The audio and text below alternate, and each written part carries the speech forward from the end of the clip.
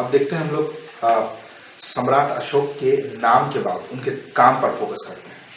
तो देखते हैं सबसे पहला जो काम जो इतिहास के लिए बहुत महत्वपूर्ण है। दोस्तों, सम्राट अशोक को हाथियों से कुछ ज्यादा ही लगाव था। वो अपनी सेना में हाथियों का बहुत ज्यादा प्रयोग किया करते थे और उस समय जो सबसे ज्यादा हाथी मिलते थे वो थे तोसली, यानी कि कलिंग में, यानी उड़ीसा में मिलते थे। तो उन्होंने क्या किया, हाथियों के लिए उन्होंने क्या है उड़ीसा पे हमला कर दिया था। ठीक है, उस समय उड़ीसा में जो शासक था, हालांकि उन्हीं लोगों का शासक था, लेकिन बहुत सारे विरोधी थे उनके। इसमें से सबसे एक प्रमुख विरोधी का नाम जो आता है, ठीक है, जो इस कलिंग में जिसके साथ युद्ध हुआ था सम्राट अशोक का, वो है नंदराज। स्वयं स्टार्टिंग में आपको बताया था चंद्रगुप्त मौर्य के जो पिता वही उन्हीं का नाम से इसी प्रकार, लेकिन दोनों अलग हैं, आपको याद रखना इस चीज को। तो जो नंदराज था उस समय वह कलिंग के एक छोटे से समुदाय का मुखिया हुआ करता था।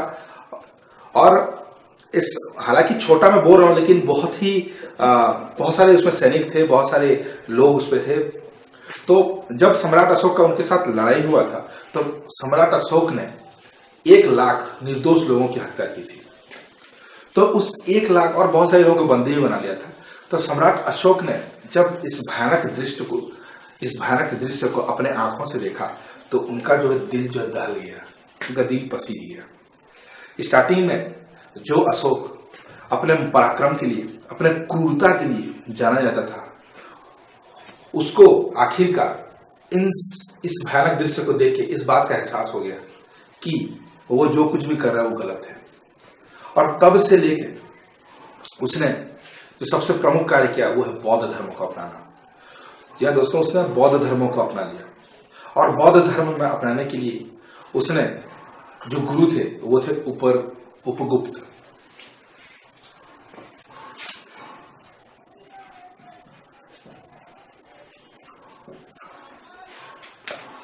दोस्तों, जो प्रमुख शिलालेख जो इसके बारे में वर्णन करता है, इस युद्ध के बारे में वर्णन करता है, इस भीषण नरसंहार का वर्णन करता है, वो है 13वां शिलालेख।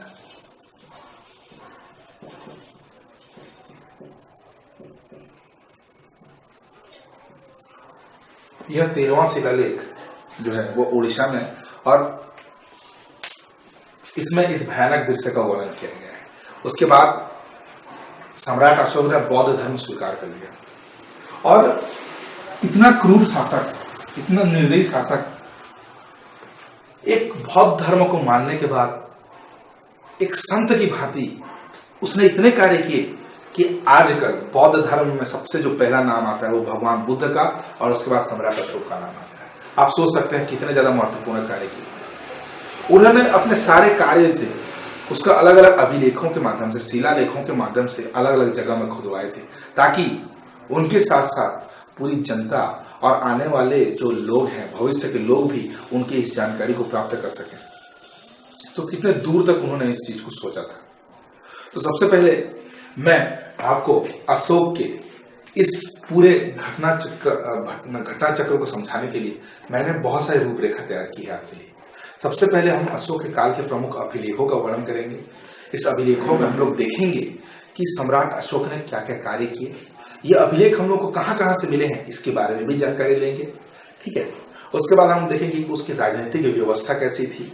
कौटिल्य ने जो विष्णुगुप्त थे, ठीक है, चाणक्य थे, उन्होंने अर्थशास्त्र में राजनीतिक व्यवस्था के बारे में क्या बताया है। मेगास्थनीज ने सामाजिक व्यवस्था के बारे में क्या बताया है, ये भी देखने की कोशिश करेंगे।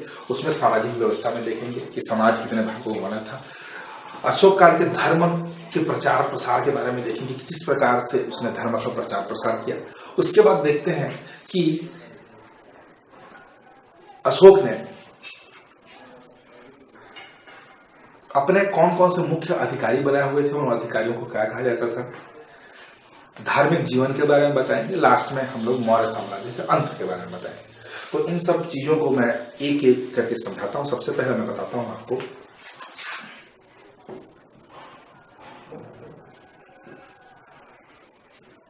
अशोक के साक्ष्य।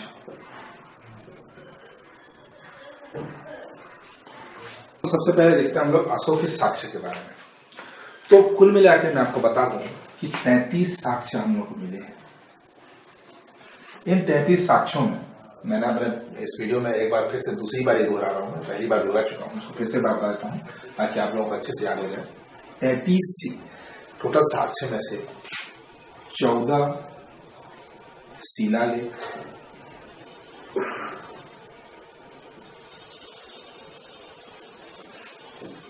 7 जो है वो अभिलेख मिले हैं,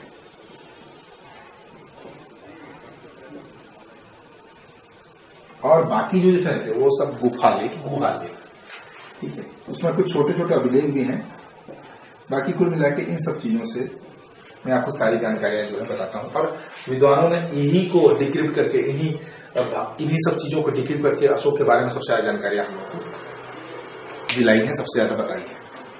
तो इनमें से सबसे जो मुख्य चीज मैं आपको बताता हूं वो है शिलालेखों के बारे में, जो एग्जाम में बहुत पूछा जाता है। आपको इन शिलालेखों को अच्छे से पढ़ना है, ठीक है। जरूरत नहीं है आपको टेंशन लेने की, मैं आपको उसका ट्रिक दिखाता हूँ, ठीक है। मैं आपको ट्रिक इसमें बताऊंगा कि आप इन 14 शिलालेखों को कैसे याद रखेंगे। उसके बाद इन अभिलेखों में कुछ महत्वपूर्ण अभिलेखों, जैसे रानी का अभिलेख है ना, गुर्जर मास की, इसके बारे में कुछ बता दूंगा आपको। तो कुल मिला के देखते हैं सबसे पहले इन साक्ष्यों में कि कहाँ कहाँ ये साक्ष्य मिले हैं।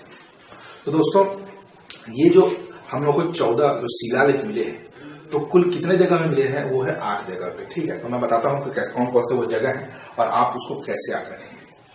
दोस्तों, आपको इस पे ज्यादा घबराने की जरूरत नहीं है, ठीक है। मैंने एक ट्रिक, मैंने बहुत सारे रिसोर्सेस खोजे इसके लिए कि आप लोगों को मैं कैसे समझाऊं, है ना। क्या है कि बहुत सारी चीजें ऐसी रहती हैं जिसको आप सिर्फ बता दूं तो याद रख पाना मुश्किल हो जाता है। ऐसा हो जाता है दोस्तों कि रटना ही पड़ेगा आपको। जैसे मैं अगर 14 शिलालेखों के बारे में आपको लाइन से बता दूं तो आपको रटना ही तो पड़ेगा, कौन कौन सी जगह में मिला है वो रटना पड़ेगा। उसमें कोई तो क्या है कि अपने खुद से भी, जैसे आप अगर ट्रिक व्रिक बनाने की कोशिश करते हो कर सकते हैं, आप खुद से भी ट्रिक बनाइए, या मैं अभी जैसे एक ट्रिक आपको बता रहा हूँ उसके थ्रू आप इस प्रमुख जगहों को याद रख सकते हैं जहां जहां से 14 शिलालेख हम लोग को मिले। एग्जाम में बहुत पूछा जाता है कि इनमें से कौन सा ऐसा जगह है जहां पे शिलालेख प्राप्त हुए हैं, या ऐसा कौन सा जगह है जहां पे शिलालेख प्राप्त नहीं हुए। तो इस पर आपको क्वेश्चन घुमा सकता है, तो इस टाइप से क्वेश्चन पूछ जाते हैं। आपको याद रखना है एक वाक्य यहाँ पे,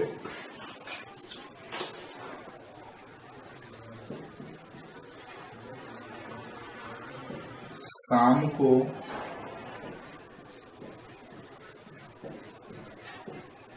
जो सोए वो गधा।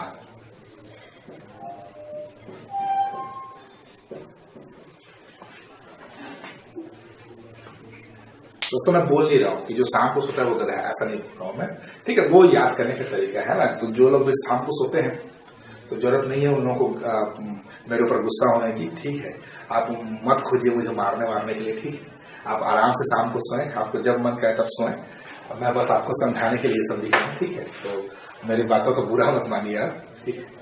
तो शाम को जो सोए वो गधा, इस बात को आपको याद रखना है। इसमें हम लोगों का जो जगह हो चुका है, जैसे कि सबसे पहला मैं आपको शाम को जो सोए वो को छोड़ना है आपको गधा।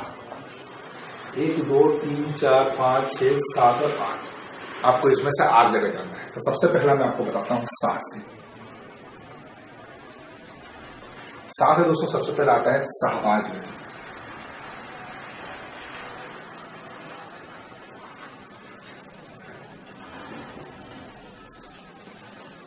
दोस्तों, ये शाहबाज गढ़ी जो है वो वर्तमान पेशावर, ठीक है, वर्तमान पेशावर में है, आपको याद रखना है इसको, जो कि पड़ता है पाकिस्तान पे। आप लोगों को पता ही होगा अच्छे से।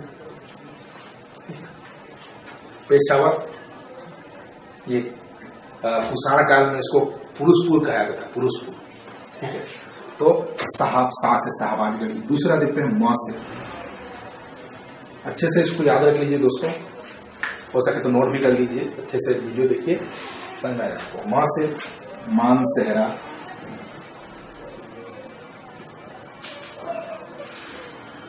दोस्तों मानसेहरा जो है वो भी पाकिस्तान में ही है, वर्तमान पाकिस्तान के हजारा जिले पे है, पाकिस्तान के हजारा पाकिस्तान में है, ठीक है दोस्तों। उसके बाद आता है कोप और कोलसी।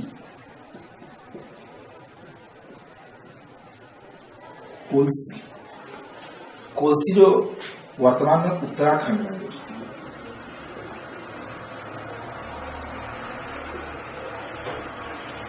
उसके बाद कुर्सी के बाद आता है जो से आता है जोगढ़। दोस्तों जोगढ़ जो है वो वर्तमान में ये जगह है उड़ीसा में।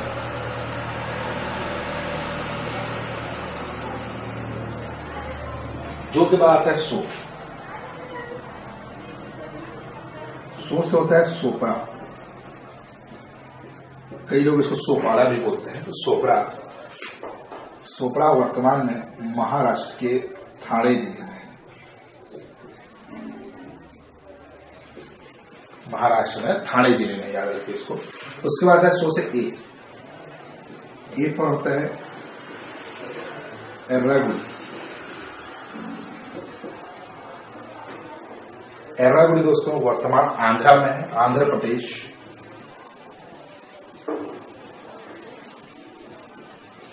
आंध्र प्रदेश आपके से आए थे। उसका वो जो है यहाँ पे विलुप्त है, आपके समझने के बनाए गए युवों की याद में गधा। ग पर होता है गिरनार।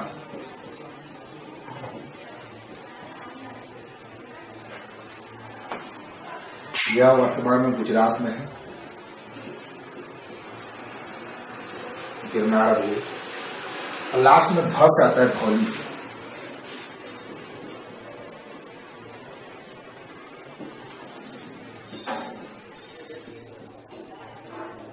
ये भी उड़ीसा में है।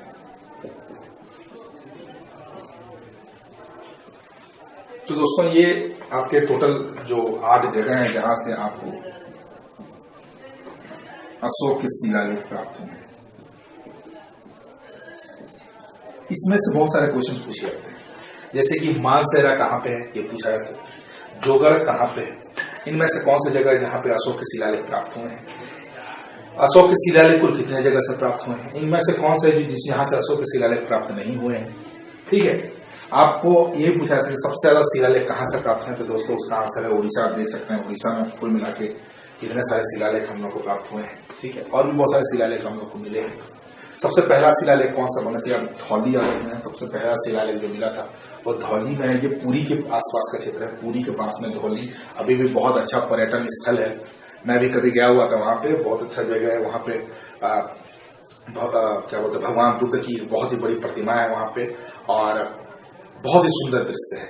वहां पे जो जगह है वो कलिंग, उस समय उसको कलिंग कहा जाता था। हम लोग जब गए हुए थे वहां पे एक आदमी ने बताया था कि यहाँ पे वही भीषण युद्ध हुआ था। तो दोस्तों ये जो धौली जो है वो उसी के आसपास में जो है इतना भयानक भीषण युद्ध हुआ था, 1 लाख लोग वहां पे मारे गए थे। तो ये युद्ध जो है, जो कलिंग युद्ध भी बोला जाता है, वो ये धौली में सबसे पहला जो है। और जो है 13वां शिलालेख भी जो है यहीं पर हम लोग को मिला हुआ है, जिसमें कलिंग युद्ध का वर्णन है। तो ये 13वां शिलालेख भी यहीं से मिला है। तो कुल मिला के ये आपको याद करने का तरीका है, अच्छे से इसको याद कर लें आप। उसके बाद उन 14 शिलालेखों के बारे में मैं आपको बताता हूं, उसको कैसे याद करें।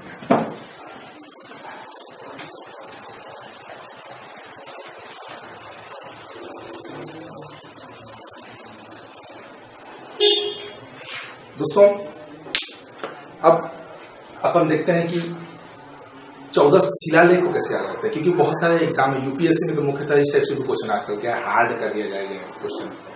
तो ये भी पूछ सकते हैं कि इस शिलालेख में किस चीज का वर्णन है। तो आपको 14 शिलालेख आपको याद करने पड़ेंगे। 14 शिलालेख आप याद करने बैठे तो बहुत टाइम लग जाएगा। तो मैं आपको उसके लिए भी एक ट्रिक दिखा देता हूँ। मुख्य रूप से आपको ये याद रखना है कि 14 शिलालेखों के माध्यम से अशोक ने अपने कार्यों को बताया, समाज को अपने कार्यों से प्रेरित किया। बस यही है उनका उद्देश्य 14 शिलालेखों से। तो मैं आपको बताता हूँ 14 शिलालेखों के बारे में। सबसे पहले मैं उसके लिए काल्पनिक कहानी बनाया हूं। एक कहानी को आप समझिए जो अशोक के काल से रिलेटेड है, और इन कहानियों के माध्यम से इन सभी 14 शिलालेखों का वर्णन किया गया है। दोस्तों आपको ये सच्चाई मतलब अच्छे से याद रखनी है। इन 14 शिलालेखों को मैंने अपने तरीके से उसको कोशिश किया बनाने की। आपके पास इससे अच्छा ट्रिक हो तो आप मुझे भेज सकते हैं, आप उस पर कमेंट सेक्शन में लिख सकते हैं। तो आपको मैं एक स्टोरी वाइज इसको समझाता हूं। आप स्टोरी को आपको याद रखना है, प्रमुख बातों को याद रखना है। कि सबसे पहले क्या हुआ कि सम्राट अशोक को जब बौद्ध धर्म के बारे में शिक्षा प्राप्त हुई, उन्होंने जो है बौद्ध धर्म के प्रचार प्रसार के लिए और साथ ही साथ अपने समाज को सुधारने का बीड़ा उठाया। तो सबसे पहले उन्होंने प्रहार किया पशु बलि पे।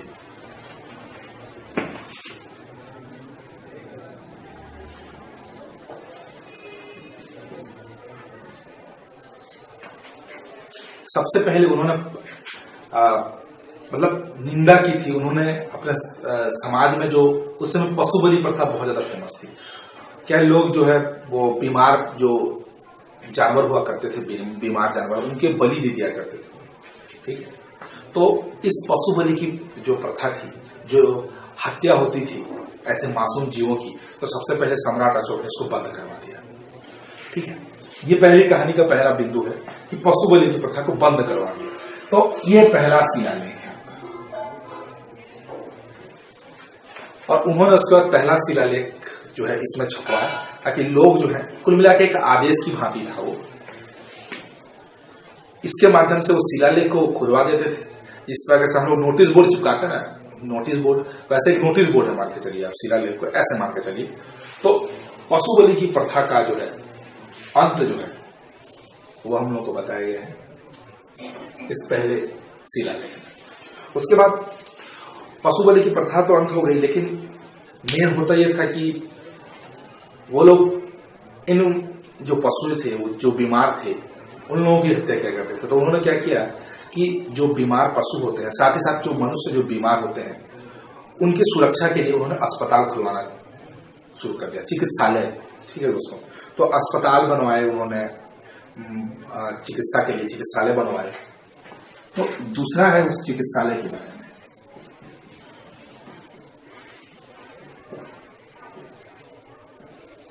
चिकित्सालय का उन्होंने नोटिस दिया दूसरे नंबर के शिलालेख में। उसके बाद उन्होंने अपने सभी अधिकारियों को पास में बुलाया और अधिकारियों को उन्होंने कहा कि आप लोग हर 5 साल में भ्रमण करेंगे, पूरी मेरी प्रजा के पास जाएंगे और उनके दुखों के बारे में पूछेंगे उनसे। तो कुल मिलाकर हर 5 साल में एक पंचवर्षीय योजना उन्होंने चलाई थी उस समय में। ठीक है, तो जैसे हमारी सरकार चलाती है, तो उस पंचवर्षीय योजनाओं में ये था कि 5 साल में जाना है और जनता के तकलीफों के बारे में पूछना है, उसको दूर करना है, सम्राट को आके बताना है। तो उसका वर्णन है। तो आप शॉर्टकट में देखिए, पंचवर्षीय योजना।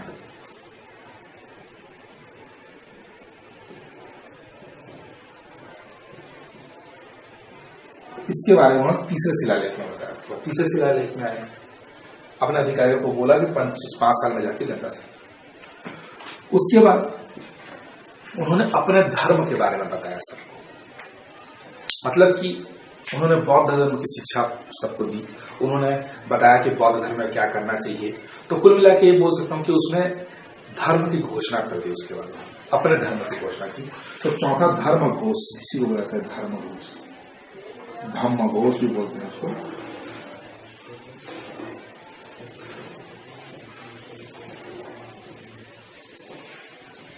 उसके बारे में चौथे शिलालेख में उन्होंने लिखा। धर्म की घोषणा के बाद अब घोषणा कर देने से चलता नहीं है चीज, तो उनको क्या है, कुछ अधिकारी भी नियुक्त करने पड़ेंगे जो धर्म के प्रचार प्रसार के लिए आपस में घूमेंगे। तो उन्होंने क्या है, उस ऐसे व्यक्ति उन्होंने नियुक्त किए जो धर्म के प्रचार प्रसार करेंगे, अलग अलग जाके अपने अपने साम्राज्य के अलग अलग कोने में जाके सबको धर्म के बारे में अवगत कराएंगे। तो ऐसे लोगों को कहा गया धर्म महामात्र। तो उन्होंने धर्म महामात्रों की नियुक्ति की।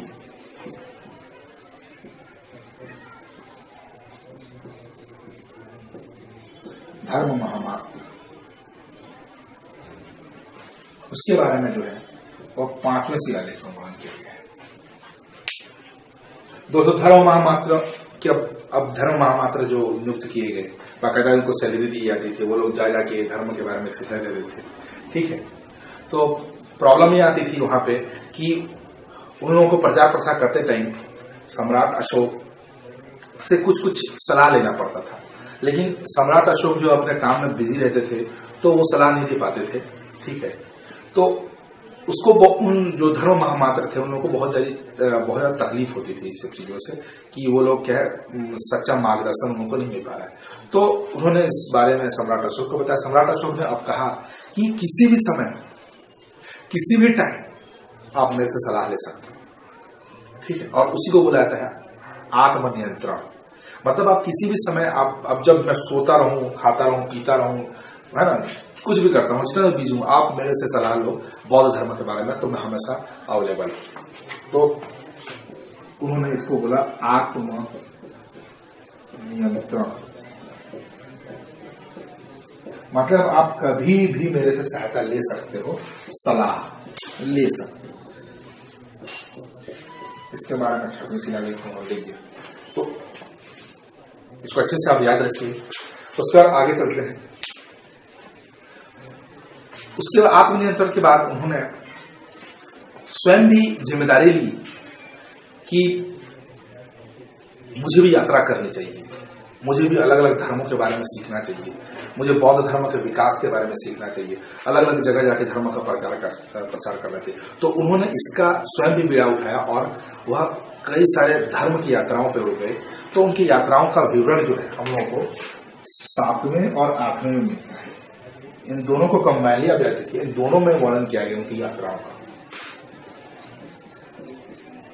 यात्राएं, इसके बारे में जो है 7वां और 8वां शिलालेख से मिलता है हम लोगों को। दोस्तों ये तो हुई यात्रा की बात है। अब आपको अगर ये इधर में लिख देता हूं, आपको अच्छे से याद रहेगा इससे। उसके बाद चलते हैं अगले उनके काम की ओर। जब वो लोग यात्रा से लौटे, सम्राट अशोक और उनके जितने भी महामात्र थे, जब वो लोग यात्रा से लौटे तो उन्होंने क्या है, शिष्टाचार के बारे में लोगों को अवगत कराया। उन्होंने कहा कि शिष्टाचार से आप रहें। तो उन्होंने लोगों को कहा कि आप शिष्टाचार से रहें, शिष्टाचार से रहने की उन्होंने बातें बताई। ठीक है, भेंट वेंट के बारे में बताई उन्होंने, सच्चा भेंट दे, ऐसे नहीं किया रिश्वत के बारे में विरोध किया गया। तो उसके बारे में उन्होंने 9वें शिलालेख में किया। 9वें शिलालेख में आपको उन्होंने इस चीज को खुलवाया कि संस्कार आप लें या फिर आप अच्छा व्यवहार करें। ठीक है, तो संस्कार के बारे में उन्होंने इसमें बताया, शिष्टाचार के बारे में बताया। ये आप अच्छे से देखिए, संस्कार या शिष्टाचार के बारे में 9वें शिलालेख में बताया गया। उसके बाद चलते हैं, न सिर्फ उन्होंने जनता को इस बारे में बताया, आगे बता रहा हूं, उन्होंने अपने जो भी अधिकारी थे, जो पदाधिकारी थे, बहुत सारे थे, जैसे कुमार थे, ठीक है, सीतापति थे, जैसे भूमि के स्वामी को सीतापति बोला जाता था। तो अपने जो मुख्य अधिकारी थे, जो विशेष पद पे थे या पदाधिकारी थे, उन्होंने उनसे भी कहा कि आप शिष्टाचार से बात कीजिए। ठीक है, आजकल आप लोग देखते हैं कि बहुत सारे आप ऑफिस में जाते रहेंगे तो आपके साथ अच्छा व्यवहार नहीं होता। ठीक है, तो उन्होंने अपने पदाधिकारियों जो अच्छे से व्यवहार नहीं करते जनता के प्रति, उनको सिखाया कि आप अब से आप जनता से अगर बात करेंगे तो शिष्टाचार से बात करो। तो इस चीज को उन्होंने यहां पे लिख दिया कि अधिकारियों के संस्कार, अधिकारी शिष्टाचार, ये 10वें शिलालेख में उन्होंने अधिकारियों को ये संदेश दिया उसके माध्यम से। उसके बाद आगे कहानी चलता है। लोग तो बौद्ध धर्म के बारे में जान रहे हैं, लेकिन उनको मेन धर्म का जो है परिभाषा नहीं पता रहता था, उनको धर्म आखिर है क्या। तो सम्राट अशोक ने स्वयं धर्म की परिभाषा की वहां पे कि मेरा धर्म क्या कहता है। धर्म को ही धर्म बोलते हैं दोस्तों, तो उन्होंने धर्म की परिभाषा दी। तो उसके बारे में उन्होंने 11वां शिलालेख धम्म की परिभाषा,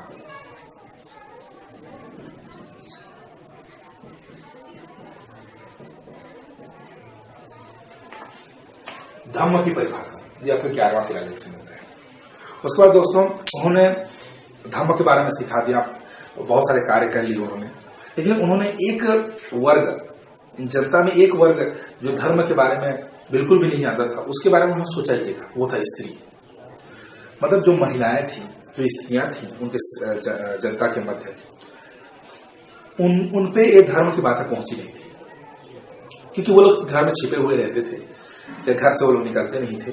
तो उन्होंने क्या किया, विशेष स्त्री महामात्र, धर्म महामात्र में स्त्रियों को धर्म महामात्र बनाया, स्त्री धर्म महामात्र इसको बोलते हैं, और स्त्रियों के मध्य जा जाके उन्होंने इसकी शिक्षा दी। तो स्त्री को बोला जाता है यहाँ पे स्त्री महामात्र, स्त्री धर्म महामात्र।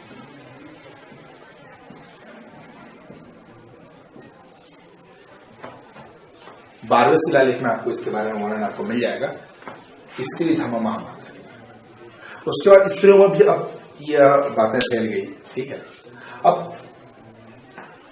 स्त्रियों के बाद जो है उन्होंने लोगों को कुछ और चीजों से भी अवगत कराया है, जैसे कि दोस्तों जो 13वां शिलालेख जो है बहुत ही फेमस है, क्योंकि उसमें कलिंग युद्ध का वर्णन है। कलिंग में जो उनको पश्चाताप हुआ इन सब चीजों का, बहुत सारी उनको ये चीजें मिली कि मैंने जो किया था गलत हुआ था, तो प्रायश्चित के रूप में उन्होंने ये शिलालेख खुदवाए थे। और यही था 13वां शिलालेख जो कि धौली से हम लोग को मिला, उड़ीसा से मिला हुआ है, जिसमें कलिंग युद्ध का वर्णन है। तो ये आपका 13वां शिलालेख जो है उसमें कलिंग युद्ध का वर्णन है।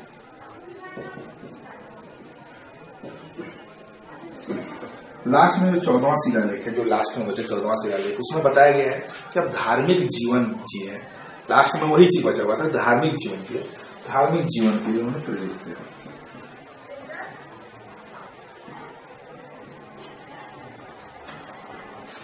तो दोस्तों इस प्रकार से मैं आपको बताया यहाँ पे कुल 14 शिलालेख, जो 1 से लेकर पूरा 14 तक के शिलालेख, जो 8 विशेष जगह पे हमको मिले हैं। 8 जगह भी आपको बताया मैं, 14 शिलालेख में क्या क्या वर्णन है उसके बारे में भी यहाँ पे मैं आपको बता दिया। तो इस प्रकार से आप क्रम से उसको याद रख सकते हैं। एक बार फिर से कहानी को मैं बता देता हूँ, दोहरा देता हूँ ताकि आपको अच्छे से याद हो जाए। कहानी इस प्रकार है दोस्तों कि सबसे पहले उन्होंने पशु बलि पर अपना आक्रमण किया, पशु बलि को बंद किया, और जो भी कमजोर पशु थे, जो मनुष्य थे, उनके लिए उन्होंने अस्पताल खुलवाया, चिकित्सालय खुलवाया। उसके बाद उन्होंने हर अपने अधिकारी को कहा कि आप 5 वर्षों पे जा जाके सबके लिए आप उनके भले बुरे के बारे में पूछे। तो उसके लिए उन्होंने पंचवर्षीय योजनाएं चलाई। उसके बाद उन्होंने अपने धर्म की घोषणा की कि मेरा धर्म क्या कहता है, आपको ये करना है, ये नहीं करना है, अपने धर्म के बारे में बताया। और उसके लिए उन्होंने धर्म महामात्र का नियुक्त किया। धर्म महामात्र नियुक्त करने के बाद उन्होंने ये भी कहा कि आप जब चाहे मेरे से सहायता ले सकते हैं, मैं सोया हूँ, है ना, खाना खा रहा हूँ, या फिर कहीं भी बिजी हूँ, तो आप कभी भी मेरे को याद करोगे तो मैं आत्मनियंत्रण, मतलब कि आप सलाह के लिए मैं यहाँ पे रेडी हूँ, हमेशा आपके लिए अवेलेबल हूँ। उसके बाद उन्होंने क्या स्वयं भी इसका बीड़ा उठाया, यात्राएं की। इसके बारे में 7वें 8वें शिलालेख में दिया है। उन्होंने कहाँ उन्होंने यात्राएं की, अपने धर्म का प्रचार प्रसार कहाँ क्या किया। उसके बाद उन्होंने यात्रा के आने के बाद उन्होंने संस्कार के बारे में, मतलब कि लोगों से शिष्टाचार मुक्त व्यवहार करने के लिए लोगों से अपील की, लोगों से उन्होंने कहा, और साथ ही साथ अपने अधिकारियों को भी शिष्टाचार सीखने की बात कही, क्योंकि वो लोग अच्छे से बात नहीं करते थे। तो ये भी थी। उसके बाद लास्ट में क्या है कि उन्होंने अपने धर्म की परिभाषा बताई यहाँ पे, मतलब कि लोग को समझ में नहीं आते थे कि उनका धर्म आखिर है क्या, और क्या करते थे। वो लोग धर्म मानते थे लेकिन उनको परिभाषा नहीं थी। तो उन्होंने धर्म की परिभाषा जो है 11वें शिलालेख में दी। उसके बाद उन्होंने क्या है, स्त्रियों के मध्य धर्म को प्रचार प्रसार करने के लिए, फैलाने के लिए उन्होंने स्त्री धर्म महामात्रों की नियुक्ति की, जो कि 12वां शिलालेख है। उसके बाद 13वां शिलालेख बहुत ही महत्वपूर्ण, धौले में मिला हुआ कलिंग युद्ध का वर्णन करता हुआ यह शिलालेख बहुत ही महत्वपूर्ण और बहुत सुंदर भी है दोस्तों, और साथ ही साथ धार्मिक जीवन व्यतीत करने के लिए 14वां शिलालेख का वर्णन किया। तो कुल मिला के आपको इसको इतने साक्ष्य मिलते हैं, तो आप अच्छे से इसको याद रखिए।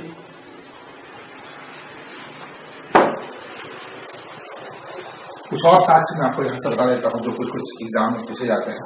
ये कुछ अभिलेखों के बारे में आपको बता देता हूँ। देखो दोस्तों, कुछ 60 अभिलेख हम लोगों को मिले हैं अशोक के साक्ष्य में। तो उसमें से कुछ अभिलेख, जैसे सबसे पहले रानी अभिलेख,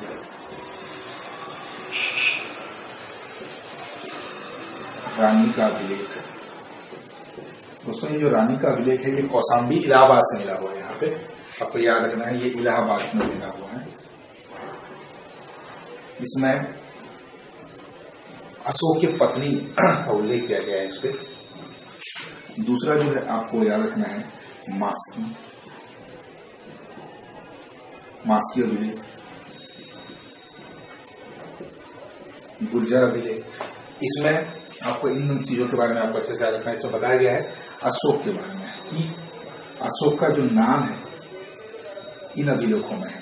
इसके अलावा किसी भी अभिलेख में कहीं भी जो साक्ष्य मिले हैं, कहीं भी अशोक नाम का वर्णन मिले, पुराणों में उसका अशोक वर्धन कहा गया है, देवान प्रिय लिखा गया है ना। तो मास्की गुर्जर अभिलेख में रुम्मनदेही अभिलेख,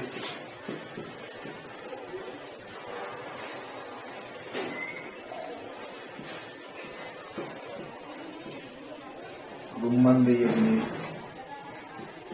दोस्तों ये अभिलेख बहुत ही महत्वपूर्ण है, इसलिए क्योंकि उसमें इस अभिलेख में लुम्बिनी, ये लुम्बिनी से मिला हुआ है दोस्तों। लुम्बिनी जो नेपाल में है, दोस्तों हम लोग को ये पता कैसे चला कि भगवान बुद्ध का जन्म लुम्बिनी में हुआ था? वो इसी अभिलेख से मिला है हम लोग को। ठीक है, रुम्बनदेही अभिलेख जो कि अशोक ने वहां पे इस अभिलेख बनवाया था और इसके माध्यम से उन्होंने भगवान बुद्ध की शिक्षा को फैलाया था और इसमें वर्णन है कि भगवान बुद्ध का जन्म लुम्बिनी में हुआ था।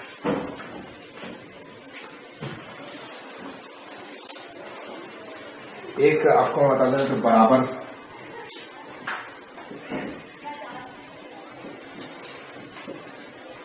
तो बराबर ये जो है इसको मैं यहाँ नहीं तो मैं उसको अभिलेख जो है गुफाओं में बताऊंगा क्योंकि गुहा लेख के अंदर में आता है। तो कुल मिला के आपको लिखना अभिलेखों के बारे में आपको लिखना है यहाँ पे रानी अभिलेख, मास्की गुर्जर, रुम्बनदेही अभिलेख। उसके बाद देखते हैं दोस्तों जो प्रमुख जो है गुहा लेख बहुत सारे मिले हैं गुहा लेखों में। गुहा लेख में मैं आपको सबसे प्रमुख जो मिला है वह बराबर की पहाड़ी। ये भी क्वेश्चन पूछा जाता है दोस्तों, बराबर की पहाड़ी में किसके बारे में बताया गया था? ये गुहा लेख है जिसमें मुख्यतः किस संप्रदाय के बारे में बताया गया था। दोस्तों इस अभिलेख को जो है अशोक ने बनवाया था एक गुफा में, बराबर की पहाड़ी बोला जाता है। और इस अभिलेख में उन्होंने आजीवक धर्म के संप्रदाय के बारे में बताया था। इस अभिलेख में उन्होंने आजीवक धर्म के संतों के लिए जो है वो 4 गुफाएं, अलग अलग गुफाएं बनाई सम्राट अशोक ने। तो इससे एक चीज साबित होती है कि सम्राट अशोक जो है न सिर्फ बौद्ध धर्म को ही नहीं मानते थे, वो सारे धर्मों का सम्मान किया करते थे। तभी जाके उन्होंने आजीवक धर्मों के लिए बराबर की पहाड़ी का निर्माण किया था। आजीवक धर्म दोस्तों वही धर्म है जो इनके जो पिता थे बिंदुसार वो मानते थे। तो कुल मिला के उन्होंने आजीवक धर्म को भी शरण दिया और सभी धर्मों का सम्मान किया। तो आपको मैं कैसे याद दिलाता हूँ, आपको याद रखने का इसमें भी ट्रिक दिखा देता हूँ। आप कैसे याद रखेंगे? बराबर की पहाड़ी में हम लोग को 4 प्रकार के हम लोग को लेख में 4 प्रकार की गुफाएं रख सकती पहाड़ी में। पहली गुफा जो है वो होती है कर्ज, दूसरी गुफा है सुदामा, तीसरी गुफा है वो है चौपार और चौथी जो गुफा है वो होता है विश्व झोपड़ी।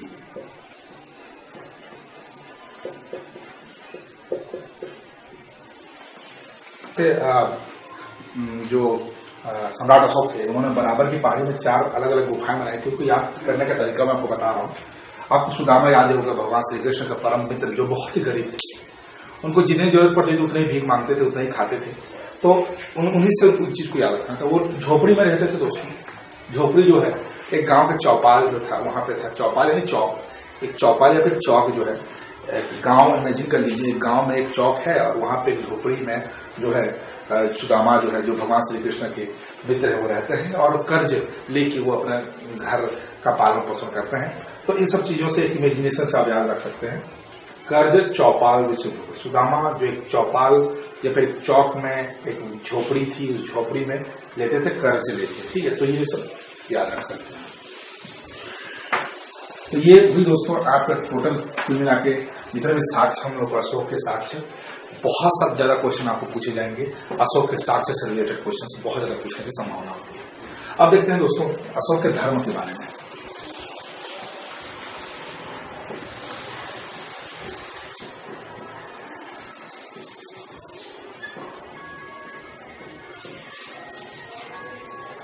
तो अशोक के धर्म के बारे में मैं आपको बताना चाह रहा हूँ। अशोक का धर्म मतलब बौद्ध धर्म। बौद्ध धर्म के प्रचार प्रसार के लिए उन्होंने बहुत सारे कार्य किए। सबसे पहली बात तो उन्होंने 14 शिलालेख खुदवाए, 7 उन्होंने अभिलेख बनवाया और कई प्रकार के गुहा लेख जैसे मैं आपको पहले से बताया, ये सब काम किए। उन्होंने बौद्ध धर्म के प्रचार प्रसार के लिए उन्होंने महेंद्र और संघमित्रा नाम के अपने पुत्र और पुत्री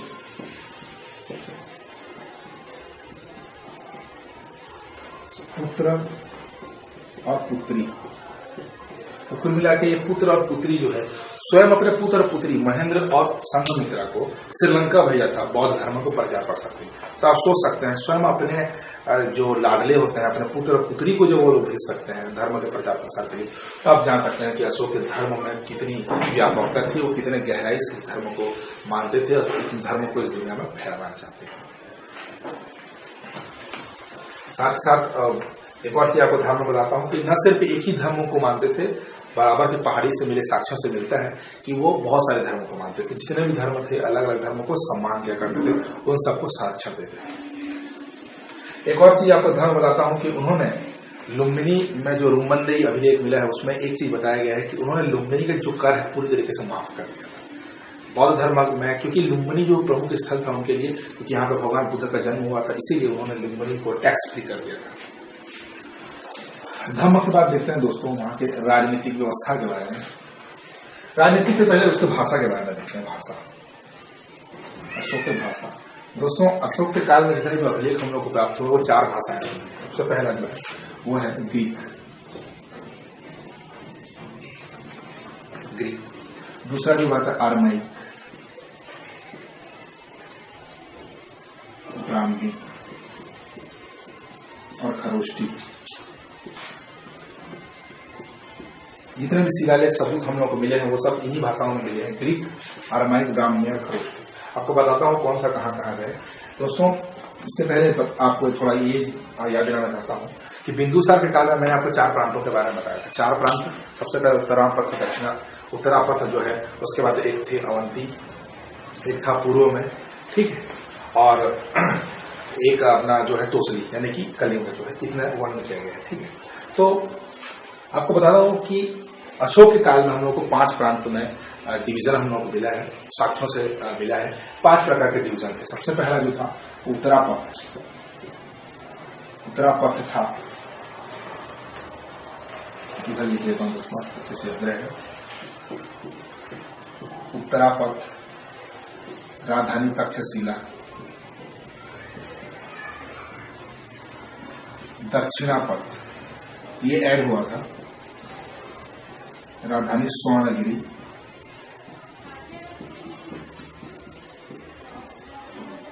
तीसरा पूर्वी पथ, राजधानी पाटलिपुत्र।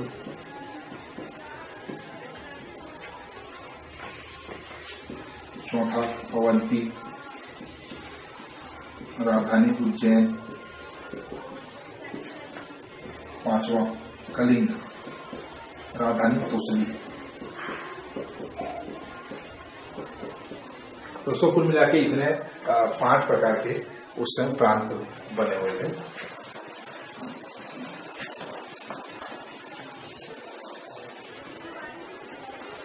तो ये ग्रीक और अरमाइक दोस्तों, ये अफगानिस्तान के क्षेत्र में जो अभिलेख पाए गए हैं, अफगान क्षेत्र में जो अभिलेख पाए गए हैं वो ग्रीक और अरमाइक भाषा में मिले। मतलब जितने भी शिलालेख आपको अफगानिस्तान के क्षेत्र में मिले हैं, जितने भी सबूत मिले, साक्ष्य मिले, सब ग्रीक और अरमाइक भाषा में, क्योंकि वहां के लोग ग्रीक और अरमाइक समझते थे। तो जो सम्राट अशोक थे वो समझते थे कि उनकी अपनी भाषा में अगर हम लोग शिलालेख खुदवाएं, उनकी अपनी भाषा में हम लोग गुहा लेख या फिर अभिलेख छपवाएं तो लोग ज्यादा समझ आएगा, इसलिए उन्होंने क्या ग्रीक और अरमाइक भाषा का प्रयोग किया था। दूसरा जो है ब्राह्मी, उन्होंने भारत में ब्राह्मी का यूज किया था, क्योंकि भारत के लोग उस तरह ब्राह्मी बोलते थे, ब्राह्मी समझते थे। और खरोष्टी जो कि पाकिस्तान जहाजारा जिला है, ठीक है, जहां पे हम लोगों को एक साक्ष्य मिला है, तो खरोष्टी जो है पाकिस्तान में लिखी गई, जो उस समय खरोष्टी पाकिस्तान में बहुत फेमस था। ब्राह्मी भारत के लिए, अरमाई का जो है शांत के लिए। तो कुल मिलाकर अफगानिस्तान, भारत और पाकिस्तान, कुल मिला के इतने क्षेत्र तक जो है पूरा शासन, मौर्य शासन फैला हुआ था। श्रीलंका में नहीं था मौर्य शासन काल, एक चीज आप याद रखिए, ये अगर भारत का नक्शा है दोस्तों, अच्छे से बना नहीं तो उसके लिए क्षमा है।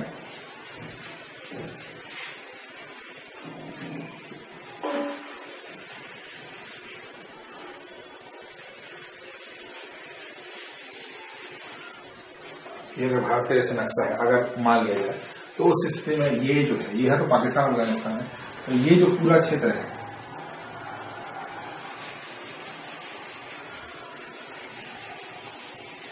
ये पूरा क्षेत्र दोस्तों, ये पूरा क्षेत्र उस समय जो है मौर्य साम्राज्य का बना, ये भी था, इधर भी। तो कुल मिलाकर आप सोच सकते हैं कि मौर्य साम्राज्य कितना फैला हुआ था।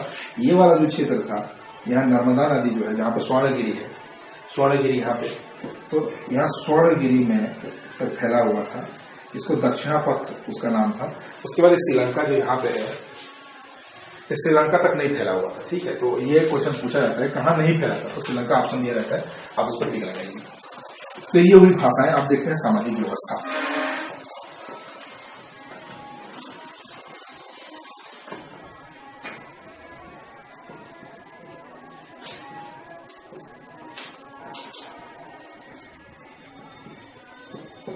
तो सामाजिक व्यवस्था की बात किया जाएगा तो सामाजिक व्यवस्था में समाज के बारे में सबसे ज्यादा वर्णन मिलेगा मेगास्थनीज के इंडिका से। मेगास्थनीज ने इंडिका में इसका वर्णन किया है कि समाज जो है 8 भागों में वर्णित है। ये कौन कौन से भाग के बता रहा हूं आपको। सबसे पहला जो भाग था वो कृषक। दोस्तों कृषक जो है वो सबसे ज्यादा संख्या में थे किसान लोग।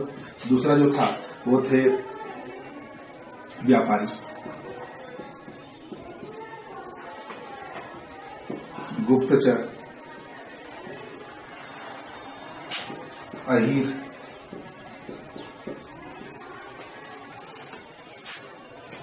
अहीर दोस्तों मजदूर जो कर रहे थे, ठीक है। कृषक, व्यापारी, गुप्तचर, अहीर, परामर्शदाता, तो परामर्शदाता या फिर अमात्य मंत्री थे। छठवां ब्राह्मण या पुरोहित।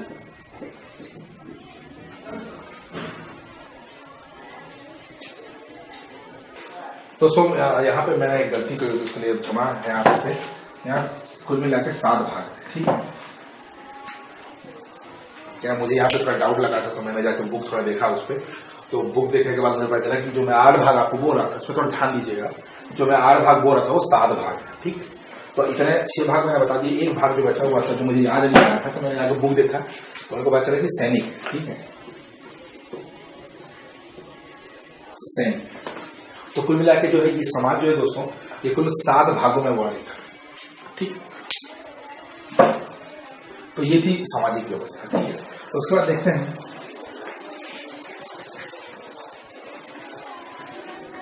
सामाजिक व्यवस्था के बाद देखते हैं अर्थव्यवस्था के बारे में।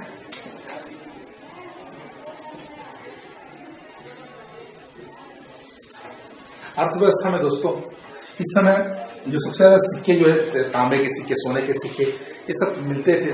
सोने के सिक्के, सॉरी दोस्तों, सोने के सिक्के नहीं मिलते थे, तांबे, शीशे आदि के सिक्के मिलते थे। इसमें जो चांदी के सिक्के सब बहुत है। चांदी के सिक्के का उपयोग जिसको वो लोग पौना बोलते थे, पौना। ये क्वेश्चन पूछा गया था दोस्तों एक बार यूपीएससी के एग्जाम में कि पौना जो है वह कौन से सिक्के को बोलते, चांदी के सिक्के या फिर मौर्य साम्राज्य में पौना क्या था, बोले चांदी के सिक्का हुआ करता था। तो ये सबसे पहला जो है मिला है हम लोगों को अर्थव्यवस्था में। अर्थव्यवस्था के बारे में आप जान रहे हो, कौटिल्य के जो एक राजनीतिक व्यवस्था के बुक अर्थशास्त्र में सबसे ज्यादा वर्णन किया गया अर्थव्यवस्था के बारे में। बहुत सारा डिटेल से दिया हुआ है अर्थव्यवस्था के बारे में। उसके अतिरिक्त यहाँ पे जो कर के बारे में, सिंचाई कर,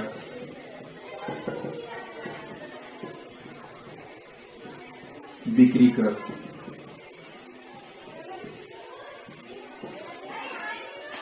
और बहुत प्रकार के कर लगाए जाते थे।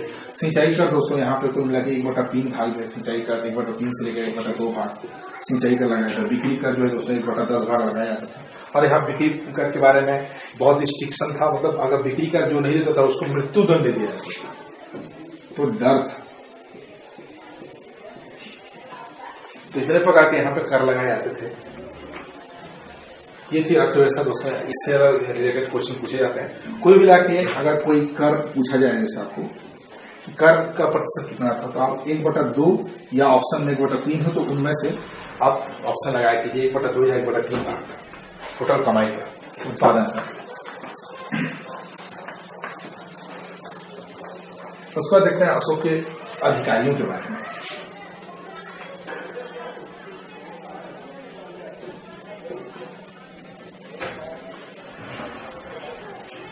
दोस्तों अधिकारियों में सबसे जो प्रमुख अधिकारी जो अर्थशास्त्र में बताया गया वो है गूढ़ पुरुष।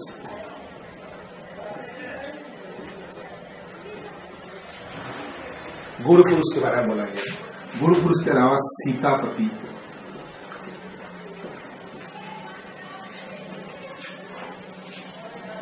इसके बारे में बोला गया। गूढ़ पुरुष दोस्तों गुप्तचर को बोलते हैं, स्वचार भी लगाया जाता है। सीतापति जो भूमि का स्वामी होते हैं।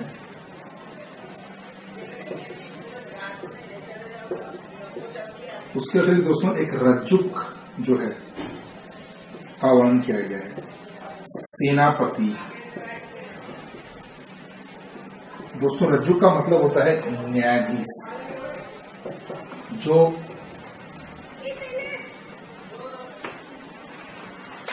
समाहर्ता,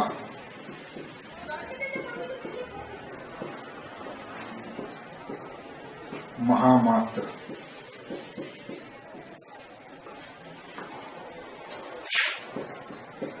तीर्थ, ऐसे कुछ शब्दावलियां जहां पर अधिकारियों के बारे में बताया गया यहाँ पे, ठीक है। दंड पुरुष, कंटक शोधन, इसके बारे में डिटेल्स आपको बताने जा रहा हूं अभी। तो जहां तक गुरु पुरुष गुप्तचर सीतापति भूमि का स्वामी रज्जुक जो वो एक क्या बोलते हैं कि जिले के अंदर उस समय दोस्तों जिला को विषय कहा जाता था, ठीक है। और तो जिला जो धीस्त रहता था उसको विषयपति बोला जाता था। तो उस जिला के अंदर में जो न्यायाधीश थे उसको रज्जुक कहा जाता था। जिले के अंदर में सेनापति सेना का प्रमुख हुआ करता था। महामात्र धर्म महामात्र उनके प्रमुख अधिकारी हुआ करते थे, ठीक है। समाहर्ता दोस्तों ये गांव लेवल के जो गांव लेवल का जो इंफॉर्मेशन जो है वो शहरों तक पहुंचाने का जो काम करते थे, ठीक है। शहरों मतलब कि नगरों तक पहुंचाने का काम करते थे, सम्राट तक पहुंचाने का काम करते थे। वो समाहर्ता मतलब गांवों को कंट्रोल करने के लिए समाहर्ता थे, ठीक है। तीर्थ दोस्तों, तीर्थ उस समय जो है एक तीर्थ में डिवाइड किया गया था। कहने का मतलब कुल 18 तीर्थ थे जो अलग अलग नगर जाकर 18 तीर्थ का वर्णन किया गया है। ये 18 तीर्थ क्या करते थे, अलग अलग नगर के प्रमुख थे और अलग अलग जाकर वो लोग व्यवस्था का जांच पड़ताल किया करते थे, मतलब निरीक्षक थे एक हिसाब से बोला जाए। तो ऐसे कुछ 18 तीर्थों के बारे में बताया है। अर्थशास्त्र में दोस्तों एक बात आपको बताना भूल गया था, अर्थशास्त्र में भी 18 अधिकरण है। अधिकरणों में अगर बांटा गया, अधिकरण मतलब अध्याय, तो अर्थशास्त्र को 18 अधिकरण 18 अध्याय में बांटा गया है और इन सब चीजों का वर्णन उसे ही मिलता है। तीर्थ 18 तीर्थ थे, कहने का मतलब 18 ऐसे समितियां थी जो अलग अलग जाके अपने साम्राज्य के हालचाल के बारे में पूछा करती थी। दंड पुरुष दोस्तों ये भी न्यायाधीश था, ठीक है। गांव लेवल के भी न्यायाधीश हो सकते हैं, उसके बारे में साक्ष्य नहीं है, बाकी न्यायाधीश थे। कंटक शोधन को भी दोस्तों न्यायाधीश को ही कंटक शोधन बोला जाता है। तो ये कुल मिलाकर इतने सारे अधिकारी हुआ करते थे यहाँ पे। इसके बारे में पूछा जाता है सीतापति किसको बोलते हैं, रज्जुक, सेनापति, समाहर्ता, मात्र, तीर्थ, दंड पुरुष, कंटक शोधन। याद रखिए इसको अच्छे से।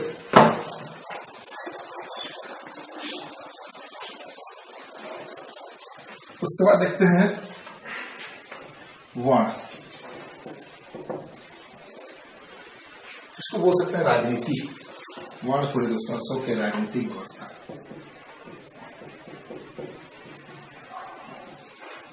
राजनीतिक व्यवस्था, राजनीतिक व्यवस्था में दोस्तों तो सबसे समाज के जो केंद्र था वो था सम्राट। सम्राट अशोक जो है मुख्य राजा थे। उसका इसको बांटा गया था प्रांतों में। तो जैसे मैंने आपको बताया था कुल मिलाकर 5 प्रांतों में डिवाइड था। यहाँ पे कुल मिलाकर इसको बांटा गया था प्रांत में। प्रांत 5 थे, ठीक है। तो मैं पहले से बता चुका आपको 5 कौन कौन से प्रांत थे और वहां पे ये जो प्रांत थे उनके जो मुखिया को दोस्तों कुमार कहा था, कुमार, ठीक है। तो जैसे तक्षशिला के कुमार कौन थे, अवंतिक कुमार कौन थे। अवंती के एक टाइप के कुमार जो स्वयं अशोक थे, या गवर्नर भी बोला जाता था, तो गवर्नर भी कहा जाता। तो कुल मिला के इसको कुमार कहा जाता। प्रांत के मुखिया कुमार हुआ करते थे। तो प्रांत जो है को नगरों में डिवाइड किया गया था। अलग अलग नगर थे दोस्तों, और ये नगरों का जो नियंत्रण थे वो महामात्र या तीर्थ किया करते थे। ऐसे कुल मिला के 18 तीर्थ थे, तो दूसरी बार बता रहा हूँ, जो कि नगरों का नियंत्रण किया करते थे। इस नगरों को दोस्तों बांटा गया था गोप।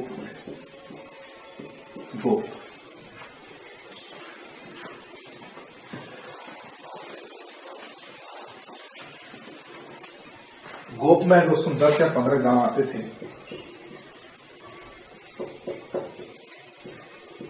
तो 10 या 15 गांव को मिला के एक गोप बनाया जाता था और गोप के उसके नीचे आता था गांव। गांव का जो मुखिया था वो था ग्रामीण। तो कुल मिला के आप राजनीतिक व्यवस्था देख सकते हैं किस प्रकार से सम्राट के अंदर प्रांत आते थे। 5 प्रांत में नगर, नगर में गोप, गोप में गांव। तो इस प्रकार से समाज जो अलग अलग सामाजिक व्यवस्था बनाई गई थी, अलग अलग तरह से केंद्रीकृत शासन व्यवस्था में बोल सकता हूं इसको।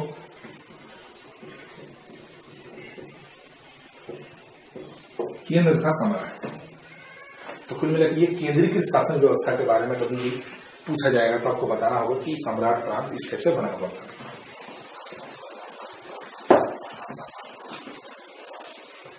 दोस्तों, राजनीतिक व्यवस्था के बारे में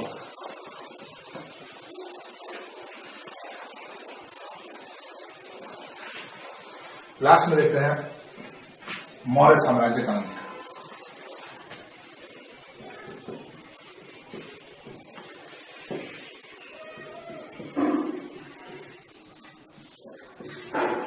दोस्तों, मौर्यों का अंत मैं आपको बता रहा हूं। बात ये होती है कि अगर कोई स्ट्रिक्ट चीजें अगर अपने साम्राज्य में स्थापित की जाए, स्ट्रिक्ट चीजें अगर आप स्ट्रिक्ट रहेंगे तो समाज अच्छे से चलता है। ठीक है दोस्तों, ये क्या है, बहुत सारे ऐतिहासिक घटनाओं से आप लोगों को भी पता चलता होगा। लेकिन मौर्य साम्राज्य पहले जब स्टार्ट हुआ था, जिस समय चंद्रगुप्त मौर्य यहाँ के शासक थे, तो बहुत ज्यादा स्ट्रिक्ट थे। दोस्तों, चंद्रगुप्त मौर्य के बारे में प्लूटार्क ने एक बात बताई। प्लूटार्क ने बताया दोस्तों कि 6 लाख सेनाएं थी चंद्रगुप्त मौर्य के पास, और इन 6 लाख सेनाओं से उन्होंने पूरे भारत देश को रौंद डाला था। तो आप सोच सकते हैं यहां पे कि कितने क्रूर उस समय थे। तो इतना स्ट्रिक्ट था लोगों का, इतने खतरनाक रहते थे कि क्या जनता या भी दूसरे राजा इन लोगों से डरते थे, इसलिए इनके करीब भी आने की कोशिश नहीं करते थे, लड़ाई उनसे करना ही नहीं चाहता था कोई। लेकिन बाद में जैसे मौर्य साम्राज्य के अंत के साइड में, मतलब कि जैसे बोला जाए, सम्राट अशोक की मृत्यु के पश्चात जो दशरथ, उनके पुत्र का नाम था दशरथ है, दशरथ ने एक पहाड़ी ये गुफा बनाई थी दोस्तों, ये भी आपको याद रखना है, बताना आपको भूल गया था। नागार्जुन गुफा उन्होंने बनवाया था आजीवक संप्रदाय के लोगों के लिए, दशरथ ने। उनके बाद ज्यादा वर्णन नहीं है उनके किसी भी शासक का। बाकी इतने स्ट्रिक्ट शासक नहीं हुए अशोक के बाद। लास्ट में जो शासक था वो था बृहद्रथ।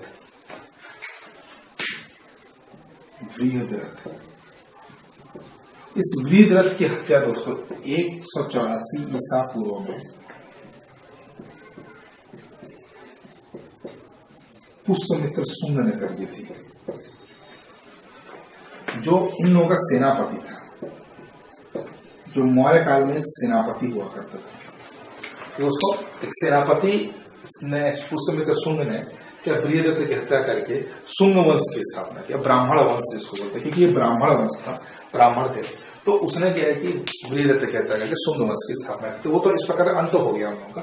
लेकिन मेन कारण ये था उनके अंत होने का, बहुत सारे विद्वानों का कहना है कि क्या बौद्ध धर्म अपनाने के बाद वो लोग इतने शांत हो गए, बहुत ज्यादा शांत हो गए, और वो लोगों की भलाई के बारे में सोचते गए। तो कहीं भी कहीं युद्ध के बारे में तो उसके बाद वर्णन नहीं होता था, वे युद्ध करते ही नहीं थे। तो उस समय पुष्यमित्र शुंग, जो उनकी विचारधारा से बिल्कुल भी प्रभावित नहीं था, उसने अपना क्या है कि यहाँ पे आक्रमण कर दिया, बृहद्रथ की हत्या कर दी, उसने यहाँ पे मौर्य साम्राज्य का अंत कर दिया। तो इस प्रकार दोस्तों ये पूरी तरीके से मौर्य साम्राज्य का अंत हो गया। उसके बाद नेक्स्ट 184 ईसा पूर्व से शुंग वंश की स्थापना और शुंग वंश के बारे में स्टार्ट हो गया था। ठीक है, तो उसको बताता है मौर्य उत्तर काल। मौर्य उत्तर काल में भी शुंग वंश भी उतना ज्यादा नहीं चला था, बहुत सारे छोटे छोटे राजवंश यहाँ पे उत्पन्न हुए थे। बाकी साम्राज्य के दृष्टिकोण से देखा है तो मौर्य साम्राज्य जो है वो सबसे प्रमुख साम्राज्य था दोस्तों। तो इस प्रकार मैंने इस पूरे वीडियो में मैंने आपको मौर्य साम्राज्य की सारी बातें आपको मैंने बता दी हैं। हाँ, कुछ चीजें जो है वो शायद छूट गई होगी आप लोगों को। जैसे कोई क्वेश्चन से जैसे आपको कुछ डाउट है अगर मौर्य साम्राज्य के बारे में, तो आप बकायदा मुझसे पूछ सकते हैं कमेंट सेक्शन में। ठीक है, तो बहुत सारी चीजें हम लोगों को भी याद नहीं होते दोस्तों। यहाँ पे इतने सारी चीजें हैं मौर्य साम्राज्य में, और एक ही क्लास में इतने सारी चीजों को पढ़ाना जो है वह मुमकिन नहीं होता। बहुत सारे कोचिंग सेंटर में बहुत दिनों तक पढ़ाते रहते हैं। तो मौर्य साम्राज्य को मैंने इतने घंटे क्लास में आपको पूरा एक चीज बता दिया है, आपको एक्स्ट्रा कुछ पढ़ने की जरूरत नहीं है। ठीक है, और जैसे कुछ अगर मुझे और भी रिसोर्सेस मिलते हैं, बीच बीच में शॉर्टकट्स मिलते हैं, तो मैं आपको इसमें बीच बीच में बताता रहूँगा। आप भी अपने जो है अनुभव को हम लोगों से शेयर करें कमेंट सेक्शन के माध्यम से, लाइक करें। आपको पसंद नहीं है तो डिसलाइक कर सकते हैं, लाइक कर सकते हैं, ठीक है। तो मैं ये बोलना चाह रहा हूँ कि आप सब्सक्राइब करें, और सब्सक्राइब करने के बाद, ठीक है, आप लोग हमारे वीडियो पे कमेंट करें, ठीक है। कोई भी डाउट हो तो आप इस कमेंट के माध्यम से आप मुझसे पूछ सकते हैं। तो ये था दोस्तों मौर्य साम्राज्य के बारे में। आगे के वीडियोस में मौर्य के उत्तर के बारे में देखेंगे, मौर्य साम्राज्य के अंत होने के बाद कौन कौन से राजवंश उत्पन्न हुए थे, ठीक है। उसके बाद हम लोग आधुनिक भारत की ओर सीधे जाएंगे।